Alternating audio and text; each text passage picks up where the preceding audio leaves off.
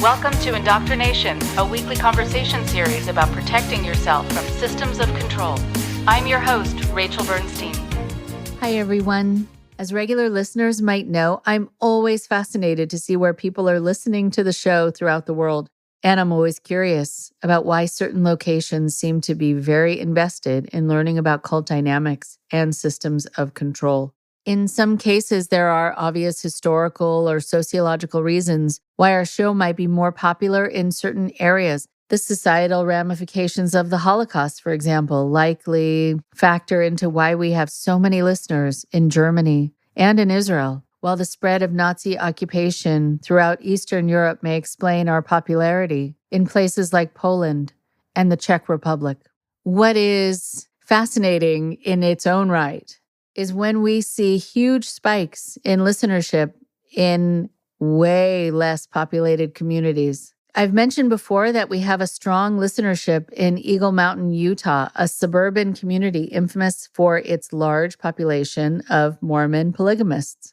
There are many other examples of places where we have a high listenership that either have a history of cultic influence or are suddenly inundated with followers of a dangerous group. A particularly fascinating example of this phenomenon is our listenership in Vanuatu, a small group of islands in Oceania, where we have had over 2,000 downloads in the past couple of years. This is an extremely remote and isolated location with a culture that still has remnants of the John from Cargo cult. For those unfamiliar with the concept of a cargo cult, which is actually a fairly antiquated term, it is essentially a belief system in which a group of people in an isolated indigenous society imitate the behaviors, rituals, and symbols associated with technologically advanced societies, particularly those characterized by transportation and material wealth, in the apparent hope of attracting similar benefits. It's a fascinating subject that we hope to cover in a bonus episode soon for our Patreon subscribers. But it's just so gratifying to know that the work we do on the show has become a resource in such a remote place. I hope that you, the listener, and especially our supporters on Patreon, can also gain some satisfaction in knowing that you too play a key role in our ability to continue providing a crucial and free resource for people all around the world. So if you'd like to be a part of keeping this resource available to the people all around the world who need it most, please consider making a contribution to the show by becoming a member at patreon.com/indoctrination. For as little as $5 a month, you can create a positive impact on a worldwide scale. Another especially important and free way to help other people find the show is to leave a 5-star rating on Spotify or a positive review on Apple Podcasts. It's a quick and easy thing to do, but it makes a huge difference in the visibility of the show. So thanks again to all of our generous supporters around the world. And feel free to reach out to us from wherever you listen. We always love to hear from you.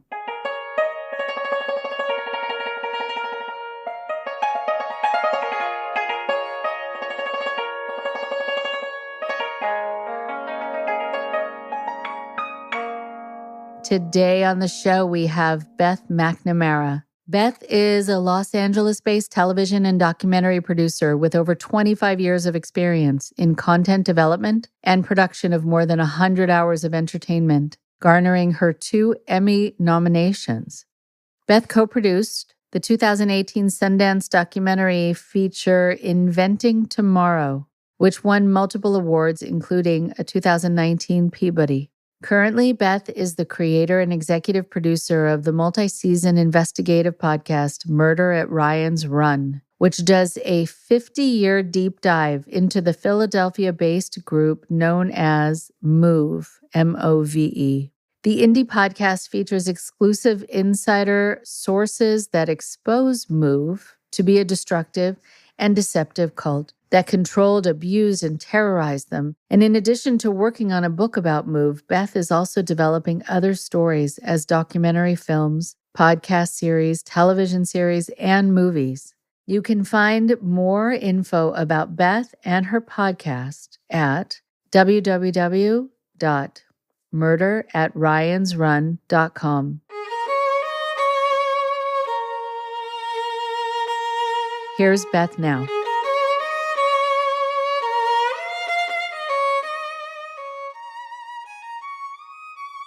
I am so excited to have Beth McNamara with me today. I love that we get to talk and you get to share your story, the story, I guess, for the first time. Is that right? Technically, this is my first interview. I gave a short interview to the Philadelphia Inquirer 2 years ago, but it was only just to sort of round out their story that was focused on the survivors. Great. So if you can introduce yourself and let the listeners know who you are, what you do, and also what brought you into being interested in the topic for today. My name is Beth McNamara. I am a TV and documentary producer who got into podcasting sort of as a creative cross-training exercise and really loved it because there was no barrier to distribution, learning a new skill, and was looking at different stories I could tell that way. Somebody brought me a story they thought I should tell. It was about the MOVE organization in Philadelphia and the bombing in 1985, which I was unaware of. And I said, I don't know. What's the MOVE organization? I've never heard of this event. I started doing research. I had a lot of questions, and that was over 4 years ago. And, questions led to more questions, led to a story that was buried within the sort of deepest corners of MOVE, and asking people about that particular story, which was an unsolved murder. It started opening other doors. It was essentially like the back basement window entrance to a story that was right there all along, but people were just taking the easy front door access. I never went looking for a cult story. I was aware of cults. I've known people who are in cults. I totally could have been a person who was recruited or manipulated into a cult. I just wasn't at the right place at the wrong place at the wrong time. That's what makes me different in this, is that I didn't go in with a preconceived notion. I didn't have the answer to the equation. I was writing the equation to try and find the answer. Okay. So some stories grab a hold of us, and it can seem unlikely at the time, but that it stays with you and you have trouble sleeping and you need to know more. And I'm wondering what it is about this that got under your skin to this degree where now you're really wanting people to know about this story. It was the first question I really had, which was, here's this tragic event. It's known as the MOVE bombing. It's the biggest fire in Philadelphia history. 11 people died. It's this confrontation between MOVE and Philadelphia police. And it had been sort of boiled down to a very simplistic headline. Basically, white police department, aggressively attacks Black radical organization that's a communal family in their own home. And, this is a government bombing. 11 victims, 6 adults, 5 children. And my first question was, wait, why were there kids in the house? And the person who brought me to the story had been very empathetic to the MOVE organization, which when you hear the story to begin with, you're like, that is horrible. People dying, there's a big fire. Where's the responsibility here? What happened? What are the details? And I said, if this is a long drawn out confrontation and there's weeks before this of conflict, why are there kids in the house? And the answer was, well, they're communal. And I said, okay, again, why are there kids in the house? And then when I realized those kids that died were not with their parents, I said, why are those kids in this house with adults that aren't their parents? They're communal. Their parents are in prison. And I said, okay, if their parents are in prison, there's paperwork that goes with those kids. Where's the paperwork? Were those kids legally allowed to be in the custody of those adults? And that one thing that I would not let go of is what unmasked everything. Because the children in Move are treated inside of Move as if they're adults, and they're portrayed to the public as children who have been, victims of the system, but they were victims within the cult. And I basically, to myself, said, I'm going to figure out every single child in that organization and where they are and what happened to them. And I made a spreadsheet. Wow. Okay. So before we get to the spreadsheet, I want to say that there are many people who were going through horrific things in a house, on a compound, or wherever else. But typically, if it's just in a house, they were wondering why no one came to check, why no one seemed suspicious, why the neighbors walked right by. And people who I've worked with were hoping, they would be nervous about people coming to their door because they were made to feel scared of the world outside if this was a cultic system. But they're also wondering why people didn't inquire, why they weren't curious, why they weren't worried, why no one asked. And here you are, not having really anything to gain by doing this. These aren't your family members. There wouldn't be a reason per se for you to be diving in this way, but that you needed to be able to see these children, not just as these children who perished or whatever the situation, or were put in danger, but as human beings who have a story, who had rights, who should have been protected. And so each of them can get to matter, which is a huge thing. It's a huge gift to be able to give to them. So let's talk about this spreadsheet.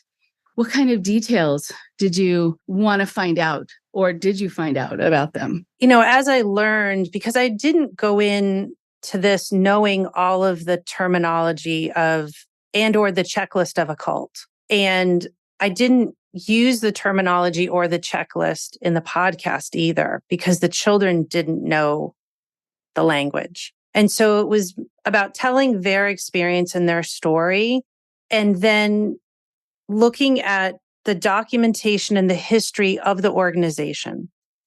So the children that came forward to the podcast when we launched, they were adults at the time, were talking about their experiences, most of them after 1985. Now, they had been siloed and kept under the belief system of what happened to those children, but they didn't know a lot because they weren't allowed to read newspapers. They weren't allowed to ask questions. They were afraid to even doubt the belief system because, the constant sort of big brother-esque of it all. So when they would tell me something about their abuse, I would then look to see if there was any prior evidence. And so some I had before they came to me, but some I had no idea matched up. And what I realized about the Move organization in particular, because I haven't studied any other cults, is that they're pretty consistent. Their playbook is very consistent. And over the decades, they do the same thing. So one thing that's really important is more than one of the children said to me, why didn't anyone intervene? Why didn't anybody try and help us? And I said to them, people did try and help you. You just didn't know about it. Because the people who tried to help you, they either couldn't get anywhere, they were threatened, or they didn't have the power to do it. But then the people who did have the power to do it, it ends up being a confrontation. So every time, the reports of child abuse and neglect started in 1975 in the first location. And the documentation is there in the temple archives. So as somebody who is a storyteller and you go look for your research, the other projects that have come out from about Move, both before my podcast and after, had access to the same information. So my question to them is, did you not see that? I think they are responsible to answer that. Right. And so what do you think is the reason that got overlooked or ignored completely? because it didn't fit the simplistic narrative of Move as the victim of the system. And they would try and explain it away. Move is a back to nature group. Okay, but you can be back to nature and not be subjecting children to winter conditions and they're naked. You can be back to nature and not be subjecting children to forcible malnutrition and say that it's because you only eat raw, but then the adults eat cooked food. You can say you're back to nature and allow children to learn how to read. You could say you're back to nature and allow children autonomy over their own bodies and not force them to get pregnant at 12. You can be back to nature and not threaten people because they dare to say, you know what, I would prefer you not have 60 dogs and rats and vermin and, yell on a loudspeaker 24 hours a day. Yes, all of that is true. And, something I talk about on the podcast is this idea of both and, right? That things don't have to be so either or, but I know that people are worried about watering down a message, about seeming unsupportive of communities, et cetera, and people's trials in life and the difficulty. And I do think that there are reasons that there have been groups throughout history that are a collection of people of similar thinking or similar backgrounds or similar race, whatever it is, because they haven't been able to find their place in the world outside in a way that feels as safe or that gives them the same opportunities. All of that is true and doesn't have to change in your sensitivity and your awareness about that while you're still noticing what's real, what's right in front of you, which is, as you're saying, the neglect and the abuse, the endangerment, all of it. And so I think in a global sense, you can understand the need for connection and empowerment, et cetera. And yes, there's still no excuse for fill in the blank hundreds of things that, you uncovered that should have been uncovered decades before. Well, and I think, not everybody has access to a newspapers.com account.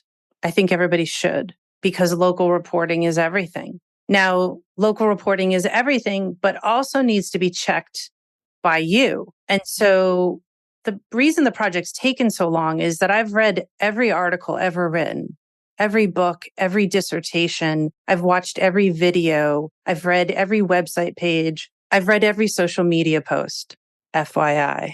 And I will continue to, because you have to verify. And that's where I found a lot of my sources is through the local reporting.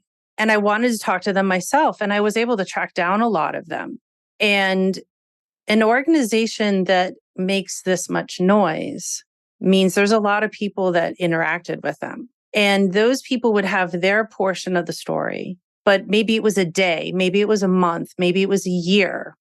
And then they no longer were involved. So they didn't know exactly what was going on. It was the same with the members. They would be in for a certain amount of time and then they were out, or they were in and then they were no longer alive.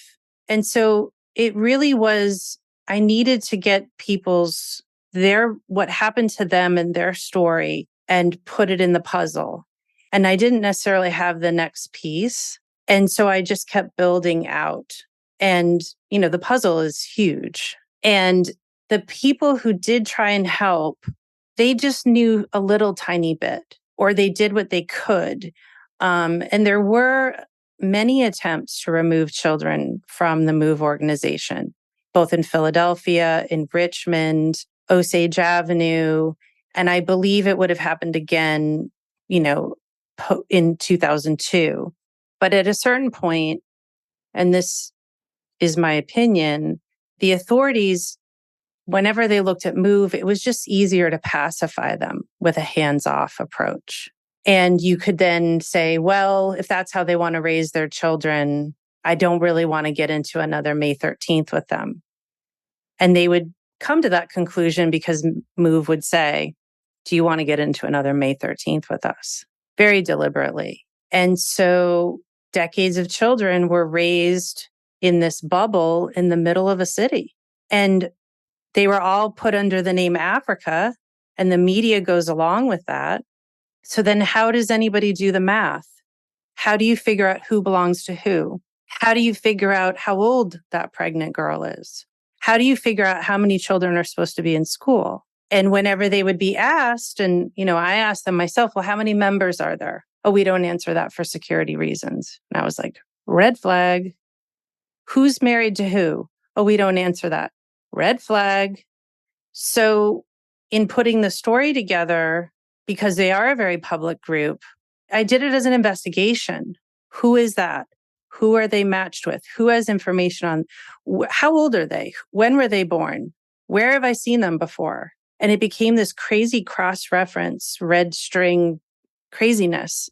And that's how we started building the list. Okay, what an undertaking. So I think when a group, yes, is withholding information that should be accessible, should be public, or at least that they should feel comfortable having it be public, then yes, those are a lot of red flags. I think also, part of, as you're starting to talk about this, part of what I want people to hear is not only that you were, just like you're saying, sort of peeling the onion, that you were seeing a group as it was revealing itself in its true form. And it took a lot of doing to get there. But you were also seeing how the whole neighborhood can have something happening under its nose and not know about it, and how people turn a blind eye and the media won't get into one part of the story that's probably the more important part of the story because they're worried about how they're going to come across, et cetera. That so many people are kind of watching their own backs, I think,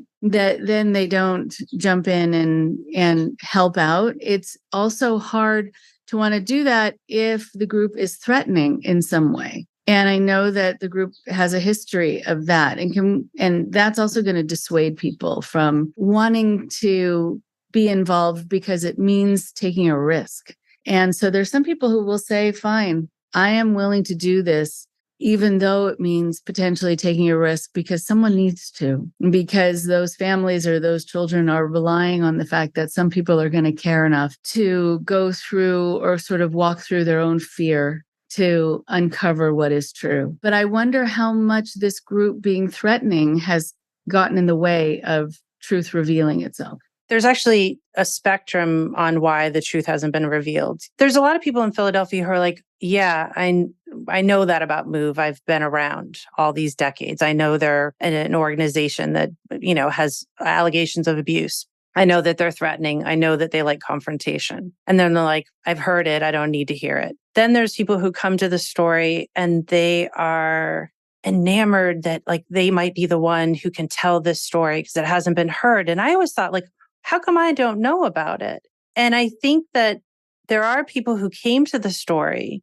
started looking into it, and then said, oh no, nope, like not worth it. And I will tell you that after 1985, very particularly, there was a lot of, attention from Hollywood, and that Steven Spielberg was going to make a movie about the child who escaped the MOVE house on Osage Avenue, and that he decided not to do it. And the reason he possibly decided not to do it is because of a letter that I have in my possession.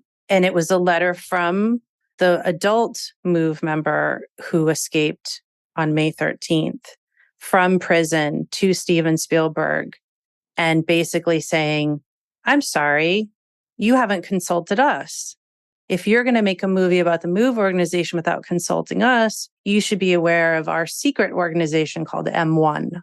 We're not threatening you, but we're just letting you know. So I think some people, it's not worth it. Other people want to use the MOVE as victimized by the system for their own narratives or agenda to fit into a compartment. And then other people are scared. Many sources did not want to go on the record, wouldn't call me back, wanted their identities, concealed. And I understood. And whenever I would call somebody, I'd say, look, just so you know, like, this is my transparency. This is where I'm coming from. If you don't want to speak, It's fine. And they also, a lot of people were worried that I was undercover Move, that I was an operative from Move, trying to get information. And then in telling the story, it's like, when I went into it and I found this unsolved murder, and it was about a member who had had a child in the organization and left and then wanted to get his child out. And it started into this custody battle, and then he ends up murdered. That's why the podcast is called Murder at Ryan's Run. That was what we were doing. And then when I'm contacted by a child born into the organization who I was aware of, I had seen photos of, I had hoped to speak to, but had no hope that I was ever going to penetrate to the inner core, contacted me and said, I want to tell you everything and I'm going to escape. And I'd like you to release at least some audio of me as a cover so that if something happens to me, or something will less likely happen to me if it's publicized. And, right up until that moment, I had to have conversations with my husband about what I'm about to do here. And we're having conversations about Move's history of, and this is documented, of going after people and saying they're pedophiles and trying to ruin them, trying to get them fired, calling the police on them, showing up at their house, surveillance, threats, flyers in people's neighborhoods, which is, pre-social media, which means it could have been way easier to just Me Too my husband or say that we were abusing our kids.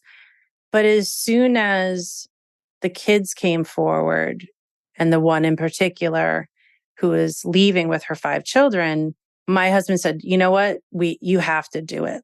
We'll deal with it. You have to do it. And we did.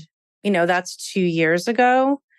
And it was scary. I was scared for them. I was in that mode when I hit publish that, okay, now if you come for them, you come for me. And it was just very, very mama bear. I mean, I have 2 children of my own, but they did come for them a little bit, either through operatives or direct. There was one direct thread and some social media posts.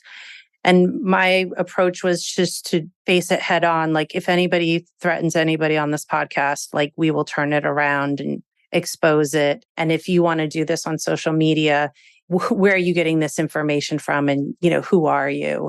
And that shut it right down. Incredible. I can only imagine that conversation with your husband and that, at some point for you both to say, basically, my conscience won't let me not do this, or my conscience dictates that I'm going to say to my wife, okay, this feels like it would be wrong not to. Some people just get to that point that it would feel wrong not to. I think also what you've been able to do by talking to people a little bit later on in their lives who were raised in it, you have the benefit of seeing what happens, the after effects, the long-term impact or short-term impact that a lot of people don't get to see. They might see the people who are rescued in that moment, who are shell-shocked and, but we don't know what happened to them later on. When you talk just about the children all living in this house, you can tell that, conditions were going to be dicey with so many people in a space in general. But also knowing from what I know about this group and others that there wasn't medical care and psychological care and anything dental. So you could have kids who had different issues that were not being attended to and different illnesses and different needs, on top of the fact that these were not their parents. And so what I've seen in my practice is that so many kids who have been torn from their family unit within cults because it's supposed to be communal, I think, because the leader doesn't want anyone to be more attached to anyone else than to them. So it's totally selfishly led. I think it does impact attachment later on and parent-child relationships. You have to figure out what that's supposed to look like when you have children of your own because you didn't have it when you were growing up. And so I would love for you to be able to talk more about this group, but also some of the impact that you saw that these people were grappling with. Well, I think, I want to point out that when people talk about the children who died on May 13th, 1985, and I've tried to speak about this without, it's very difficult in audio only to talk about that event in particular because there's hundreds of people involved. There's details by the minute. There's very few photographs of certain areas. And obviously the people inside the house perished. The only child who survived died at 41 in a drowning accident. The only adult who survived is still in the MOVE organization, which is the MOVE cult, and refuses to answer direct questions about that day. So those children were not babies. They were between the ages of almost 10 and almost 15. And I think that's very significant because that is an age group that can clearly tell what is going on if asked. And those children, according to multiple sources of mine, had escaped the house prior to May 13th, tried to get away, and they were caught and brought back. Those children had also been abducted from Virginia.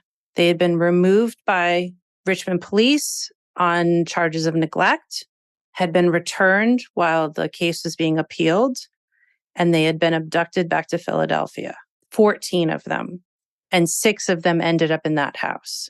And the abduction charges, the abduction case was never figured into the May 13th, 1985 investigation. At that point, when you're on the cover of national newspapers as, this horrific fire with this small group and people not really understanding the mentality of a group like that, it's a political nightmare, regardless of where you are ideologically. And MOVE was not cooperative, and they were having a difficult time even identifying the remains of those children. So I have a lot to say about that, which I have not yet said. And the children have been referred to as revolutionary soldiers, revolutionary martyrs for the cause. And they were children. They could never have consented to be there. They had been legally abducted across state lines. And I've thought a lot about them as individual children and not just as these names. And so those children, obviously, if they had lived, could have provided a lot of information. The children who were not in that house, who were in the MOVE organization at that time, that's also a really important thing to talk about, because why weren't they in that house? Which means there was a selection process. So the ones who weren't in the house, who did survive, who did endure decades of abuse, they haven't been evaluated in a complete way. Some of them have, and they had been told, doctors are scary, medicine is scary, all you need is garlic, all you need is roots, all you need is to believe in John Africa. The kids who were in the organization in the early 70s, and then when they were actually taken out in 1980 in Richmond, they all had been identified as having a condition that you only see in famine-ridden countries. It's called kwashiorkor. And it is if you are extremely protein deficient, and there's like a whole list of identifiers. Now, children in famine countries with kwashiorkor are usually in refugee camps. So you wouldn't actually be able to track what the long-term effects of that are. But these children did have that condition. Now, some of them perished in 85, some of them didn't. So I don't know. I think there definitely is a discussion to be had about these children being evaluated completely. Oh, yeah. Yeah. I mean, just to jump in for a moment, I think when you have kids who are all diagnosed with something that was preventable, then you wonder why they weren't provided just even with the basic needs when there was the potential to be able to provide them with those things. It wasn't like they needed some sort of strange enzyme in their body. Something was different in some way. They're just a regular human being who needed what all human beings need. and it still wasn't provided. So yes, you wonder about the long-term impact of those things. Same thing with some of the people I work with who were in groups, probably not unlike this, where they were made to sit through lectures for hours and hours and hours. And when they were young, they weren't allowed to sleep. They would get punished for falling asleep after sitting somewhere for 7, 8 hours and listening. So they have a cumulative lack of proper restful periods that their body can go through. And it's when you're resting, that's when your body grows and develops and heals itself. And then you can also have more control over your emotions when you're well slept. And that just isn't afforded to kids in cults. And so what is the long-term impact of that? I mean, this does all need to be studied and added to the list of things to be able to hold the cult accountable for in terms of the neglect, the medical malpractice of cults. And, so that's the physiological effects. And obviously there's psychological. I've done so many interviews where they're recounting an event or a story, and it's really horrific. And they'll just sort of say it matter of factly. Like, oh, well, they said, that person wasn't doing their work. And so they were just they'll dig a hole and put them in the backyard. Like, just very matter of fact, like they'll just kill you. And then in other instances, they would be telling a story. I would ask for more detailed questions to understand. And they would pause and they would have, like, they would call them black spots where they couldn't remember that. And they were always the stories that were the most dark. Where did you sleep in the basement? I don't know. I'm like, did you have a bed? No, I don't know where we slept. And this is where I was like, I am not a therapist, like this, I am not a therapist. And how do I provide services? Like, how do I do that without overstepping? What can I connect them? Who can I connect them to? Does their therapist that they have even understand? Have they shared their background with their primary care or their therapist? And so the podcast ended up being almost like a guidebook in a way. So it wasn't just for people who are interested in the story, but the people who had been in the cult at one point and left or had sort of distanced themselves, particularly the children. I ended up making episodes to give them more information and that they could hear it on their own and they could process it for themselves. And then they could reach out to me for questions. It was also for people who had previously supported the cult and thought it was one thing and had been completely flipped upside down in hearing about the abuse, trying to give them also more details. It was also for the media.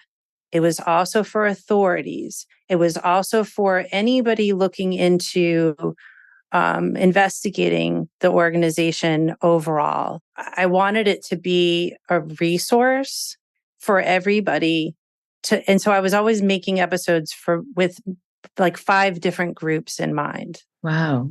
And it happened so fast because originally it was going to be about, the murder of John Gilbride and people coming forward for the first time talking about what the MOVE organization actually did to him and his family prior to his murder. That is separate and apart whether he ended up murdered. The stalking, the surveillance, crossing state lines to harass his family, death threats, him being in the group itself, how he got in. And then when it turned into the escape and people coming forward and people feeling like people encouraging other people to come forward, people feeling safe, like, okay, she made it with her 5 kids. I'm going to come forward. I'm ready to talk. And so the podcast was happening in real time. And so I was having to decide what episode was next based on what people were ready to hear, who really needed to speak, because they were like, well, I need you to put out my episode now because I need it to be public because I'm returning to Philadelphia. And this way I feel like it's all out there and I know who has my back and who doesn't. And so it was like just this crazy 14 weeks of like, boom, boom, boom, episode.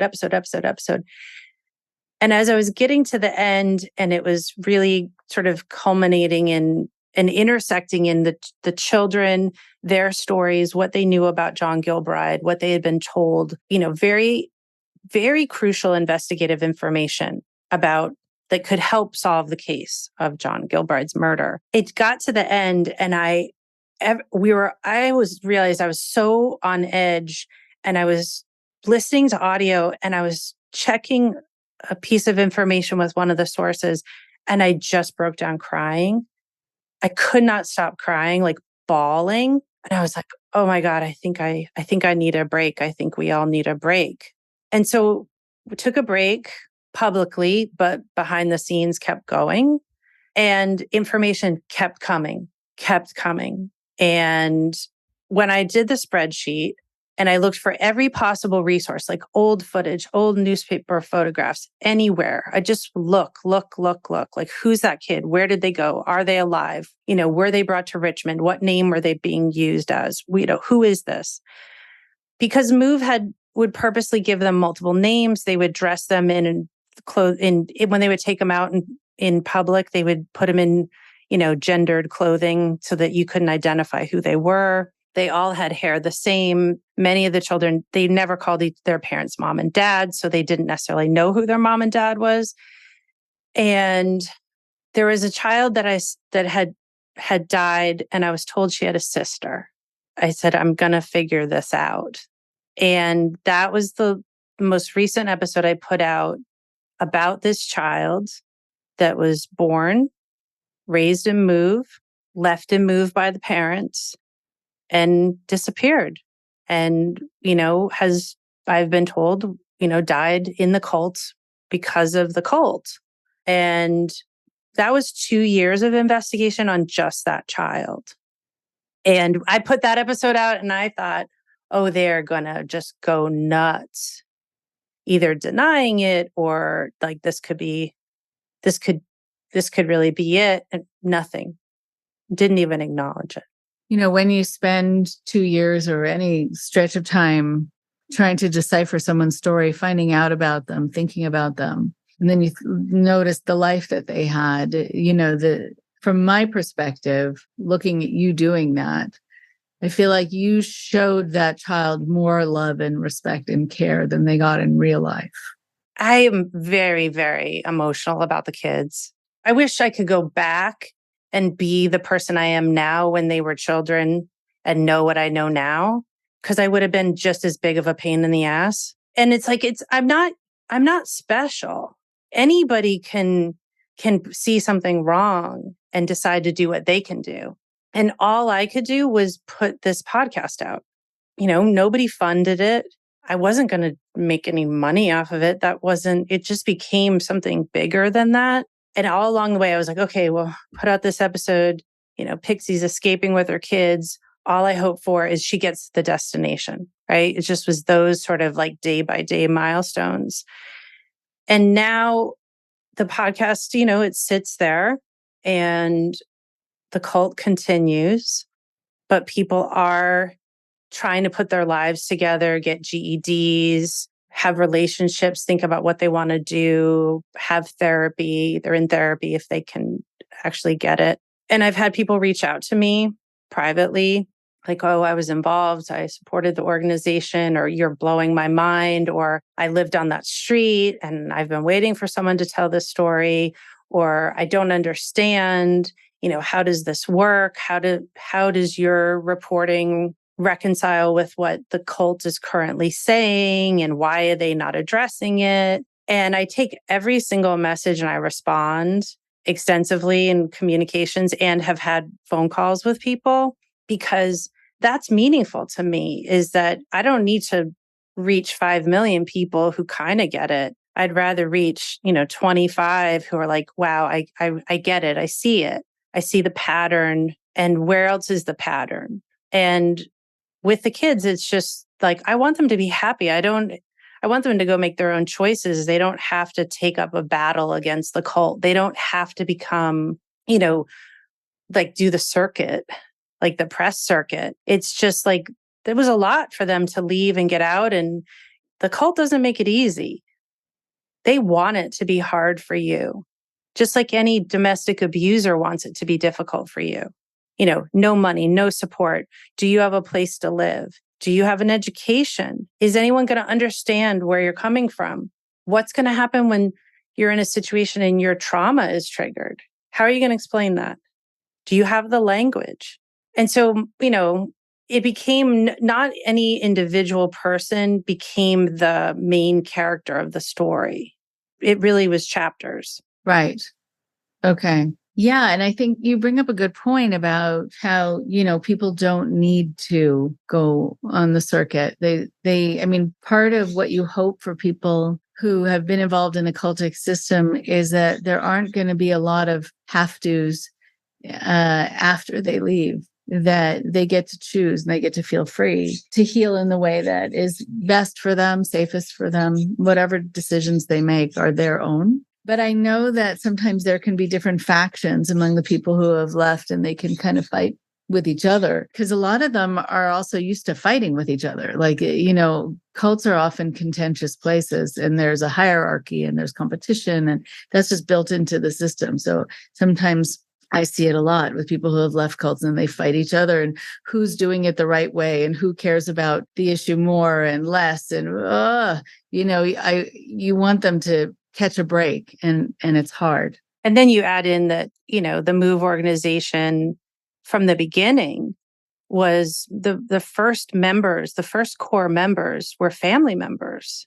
And then as they were growing the cult after 85, it was about taking these 3 core families and having their children have children. So there's a lot of, it's relational, and that is very difficult. Right. If it's family. Right. So I want you, even just in a few sentences, if you can, just tell the listeners just about who started the group and how it got started, sort of what the premise was of it. And now take us to the present, that the group still exists even after all of this, which I'm unfortunately not surprised about, because there's some people who are just going to be adherents to the ideal of it or feel that they can't leave. So how did it all begin? It all began with a 40-year-old guy named Vincent Leapart. He was living in a progressive neighborhood. I don't know where you would compare it to, like in Brooklyn, maybe. Is there like that? Somewhere like that. I mean, Powelton Village in West Philadelphia is a college neighborhood. It was very diverse economically, racially in the 70s. It's post-Vietnam. And he was just living in the neighborhood and was a handyman. And he had estranged from his wife. He was been in the Korean War. He didn't have an education. He grew up in a neighboring neighborhood. And everybody was sort of just talking their thing back then, ideas and the system. And he was older than the majority of those people. And he encountered, and so he is a Black man, and he encountered a graduate student who was white, who was a sociology graduate student. Sociology is a repeated pattern in this story, in the academic world, as far as MOVE is concerned. And they were talking about their ideas, and the sociology student was like, we should write a book. And so they put this book together that has never been published, was considered sort of their Bible. And it started out as the Christian movement for life. So there was a Christian element to it, but it was also about like getting back in touch with nature, because the system for both of them was not working for them at the time. And they just started talking to people about it. And some people were like, this makes no sense. Like, this is nonsense. And then they just started looking for other people, and they were particularly looking for young people. And then they started looking for single moms. So that's how it started. And they had, these major confrontations, 1978, which results in the death of a police officer and 8 other people who were shot from bullets from the front. And The leader was not in the house during that confrontation. He was a fugitive wanted on bomb-making charges. So as the group, this Back to Nature, it started, that wasn't getting enough press. And so they kept escalating the rhetoric and the confrontations in order to get press, in order to be like, oh, wow, they're like badasses kind of thing. But the leader wasn't part of that. He was always coordinating. He was called the coordinator. That was his title. He was the coordinator. He was known as John Africa. 1985 is another confrontation. And it's obviously their most deadly confrontation because the members die and it's reported that the leader was in the house. I'm just going to state for the record, I have a lot of questions about that. The organization now, at the time of the podcast, the leader, which was not publicly known, was Vincent Leiphardt's much younger mate, a female. And she had been married to John Gilbride, who was the one who ended up murdered. She was top of the pyramid. She had all the money. She had all the power. She never wanted the publicity. She never wanted the fame. She just wanted the money and the power. Now, the public face of the organization with the brand, the story, the narrative, the brand, that's how they refer to it as the brand, is the great nephew of Vincent Leiphardt. And they are working on their history version, which includes everything from Vincent Leiphardt was this kind, gentle animal lover and jazz drummer who played with John Coltrane and Miles Davis, which has never been documented or said before. And that this was a civil rights group that was fighting for Black rights while abusing Black children, which doesn't square. And I think that the organization has been very good. I give them all the credit of they know how to market. They know what message is going to work at the time. They're very charming one-on-one. I've spoken to people like, didn't you have questions? I've spoken to people in the media who had interacted and they said, no, he's my friend. I've been to dinner at his house. And I said, yeah, dinner is like, that's step number one. I mean, that's what the Hare Krishnas do. But I think that's where ego comes in, that people don't, well, I could never be manipulated. And it's like, oh, because you're educated and you're an adult. Manipulating the media is like their first thing. Yeah. And so these people who you talk to, do you tell them about what you've uncovered and what you know? And are they open to hearing it? I have reached out to people and have had very long conversations about it. Some have not wanted to return my messages. I hope they will change their mind at some point. But one of them actually said to me, well, I didn't listen to the podcast because I thought it was a takedown piece. And I said, who would have told you that? And I said, I said, I say it all the time. I have an open door policy. I'll talk to anybody. And that conversation was going to be continued and it did not end up continuing for their choice. And that was disappointing. And so, the podcast exists as a resource for people to look at. I won't tell anybody what to think. People with their stories are speaking in their own voice, which is why the podcast is so long, because you have to give them enough time. And then you have to look at it in its entirety. But what I say to everybody is, okay, you can talk about the MOVE organization and the bombing without looking any more into it.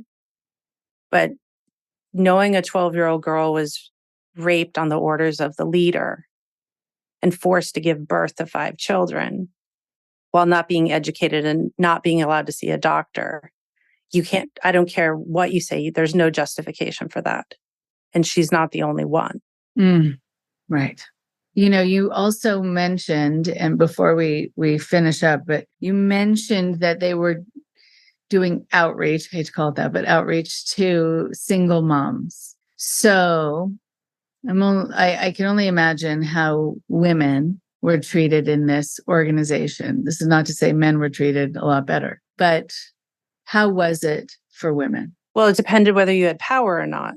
So some women had power and some did not. Some were, I guess you could liken them to handmaids, where they were just, your job is to make children, soldiers for the revolution. But the leader, the female leader, didn't have a child until she was 48 years old. And so in any group like this, you're trying, if you don't want to rise through the ranks, you're going to be on the bottom. So you're going to do what you have to do to get as close to the top, because that's where you're going to be safest, possibly, or more privileges. But there was violence against men by women. John Gilbride was a victim of domestic violence and cult violence. Violence between genders was encouraged. And also the female leader, which was carried from the original leader, there was a misogynistic lens on everything. So men were allowed to work, women had the children, but ultimately the men were dominated by the female leaders. So then they were emasculated that way, if you want to look at it as, in gender terms. Homosexuality was considered the ultimate sin because they would justify that you can't create life with homosexuality. And so there was a lot of, well, if you don't do this, then you're gay. And if you're gay, then you know what's going to happen. You'll be put out, you'll be cycled, you're an abomination. So it's more than homophobia. And when you look at just the number of people in a group, like if you look at statistically, not everyone's going to be heterosexual. So they're going to live with that additional fear. When you talk about this, and then I know we need to finish up, but when you talk about this, and I see it a lot, the irony is so palpable of something you alluded to before, that there is this need to band together because of society and society's views, and feeling ostracized and feeling judged and labeled. And then within the confines of the group, you're ostracized, you're judged, you're labeled. And it is just fascinating to not have that insight, but to be so sure that you needed to provide this somehow as a safe haven, but you're recreating the same thing. A lot of people want to believe that cult leaders start off with good intentions. I've seen people make those statements about Jim Jones. He was trying to create this racial utopia. 80% of his victims were Black. He targeted Black people and promised them something, and then enslaved them to his beliefs, and then sacrificed them. So, and I've had conversations with people, they're like, oh, they look at this story and they think, well, this is a deception on the left, right? And I'm like, well, I wouldn't categorize any group like this as leftist, and their politics is actually authoritarian. But yes, the people who sort of gravitated to support them because that's the messaging they knew that they could get that support if they messaged to that group. But doesn't matter your race, gender, your ethnicity, your ideology.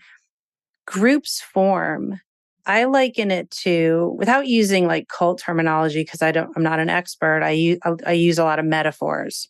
And so my metaphor is, you have sheep gather in a field, and they're all like, I'm a sheep. It's rough being a sheep. I'm a sheep. Like, maybe we can be sheep, be together. There's always going to be a predator who sees a gathering of people that they can infiltrate and manipulate. And they will then pretend that they are also a sheep.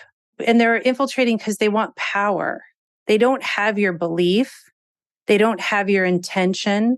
They've realized that they found a group of people that they can exploit and manipulate, either based on their anger, their financial situation, their empathy, their politics, their beliefs. And that predator did a full analysis of that group before they infiltrated. And that can happen on the left, the right, in the middle. It can happen, on the spectrum of benign to malignant. But everybody wants to make it like, oh, that's so QAnon, or oh, that's so this. that's so communist, that's so socialist. And it's like, now whatever I look at who has the power and why. Yes, yes, yes, because it is all about that. And sometimes people will say, how do you define a cult? And I have lots of ways of defining a cult. But really, fundamentally, it's the nature of the power differential between the leader and the followers. And will always be based in that at its core. And then the other things are kind of cultic icing around this cake. And ultimately, I think, too, when people talk about cults, like they think about it as like a belief or it's an emotional manipulation. But I think it's also important to look at, especially with like the case of Larry Ray and also with Keith Raniere and NXIVM, is the criminality. And that's under the law. I mean, we are all living under the law. And these individuals use their cult beliefs to be above the law, that they are outside the system, when ultimately we are all beholden to the system, whether it is perfect or not, which it's not. And I think that's what I want people to focus on with MOVE in particular, is these allegations from the children, the documentation all the way leading up. That's just not cultic abuse. That's criminal child abuse. Crimes need to be defined as crimes. Absolutely right. Absolutely right. But it is true. Yeah. Cults can hide behind a lot. And I mean, even, Scientology does when people bring it up on charges, it cries religious persecution, which just shows that it shouldn't still be getting that designation, because it's going to be using and abusing that to get away with what it gets away with. I want people to know where to find you, where to find the podcast. And so go for it. Tell everyone about what you're doing out there. So the podcast is Murder at Ryan's Run. It was intentionally titled that so that the cult wouldn't know we were launching. It is 2 seasons. The first one is about child abuse and the unsolved murder of an ex-member. And the second season is more about the deep dive into the history and some exclusive reporting on a particular missing child. And so you can find us at murderatryansrun.com, and we're all on social at Murder at Ryan's Run. And, I say to everybody who's listening, like, please reach out. Like, if you have information about any of the things you're hearing on the podcast, or if you have questions, we'd love to hear from you. And it's been the hardest project of my life, but I don't regret it for a second. And all I want is that the victims live a happy life and that there are no more victims, and that people can learn from this without thinking that victims coming forward are trying to attack somebody else. They're just trying to tell their story. Right. Yes. Enough with blaming the victims over and over again. And for my colleagues in the media, fact check. And if they're not going to fact check, their organizations should fact check. Well said. Very important. Very, very important. Thank you, Rachel. It was really, really an important discussion. And that whole population of people who didn't survive and people who did survive, who were victimized, are in good hands. Their memories and their lives are in good hands with you. Great to talk to you. Thanks. Thanks, Rachel.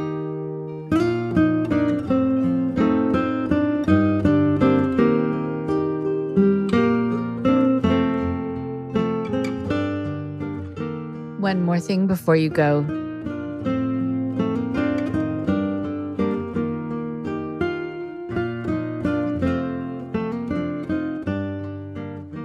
I am so happy that you had a chance to hear from Beth McNamara. I think it is an incredible thing when someone digs their heels in the way she has and the way she does and will continue to do. It's in certain people's nature to have something just get under their skin, and they can no longer ignore it and realize they need to do something. Whatever is sort of within their wheelhouse, whatever is within their talents, their skills, their power to do. And with Beth, it is her writing, it's her researching, it's her tenacity about this subject that is her superpower. Thank goodness she cared to this degree and cares to this degree. I am in awe of so many people out there who really will not take no for an answer, when they are stonewalled, when they're kept from the information, when they're intimidated, they just keep going with it. And sometimes just out of their own curiosity or the need to get to some sort of conclusion, but also sometimes to honor the people who have been harmed, who they found out about along the way. And I think in Beth's case, to honor the children, especially who had remained powerless and voiceless until now. There is something quite amazing when we talk about the idea that children who died and some of whom were abducted were called revolutionary martyrs. Well, that's quite a term, isn't it? Revolutionary martyrs. What does that mean, even? I hear that it means that a group that's calling these children revolutionary martyrs is a group that wants to make it seem like what happened to those children elevated their status in people's eyes. And so then somehow all is forgiven. The ends justify the means. And so now they have this title, revolutionary martyr, which we've now bestowed upon them. And so maybe then we can get away with this. It's very much like the term suicide bomber. I don't know how much suicide is really a part of it, because so many people are indoctrinated into that way of thinking. So are they doing it of their own free will? Are they doing it of their own free mind? Is it a suicide? Is it, though, something coerced, something forced, something encouraged, something that you're taught is going to make you special, that is going to bring honor to you, to your family? So I wonder how many times people are given these designations just to make an organization that put them in this situation be given kind of permission for it, whitewash it in some way. It goes to so much of what we talk about language being used to manipulate. If they really wanted to honor these children, as opposed to calling them revolutionary martyrs, they could call them victims. They could call them abused. They could call them neglected. They could call it as it really was and as it really is. The other part that is truly ironic about calling children anything is that they're not in a position to have consented.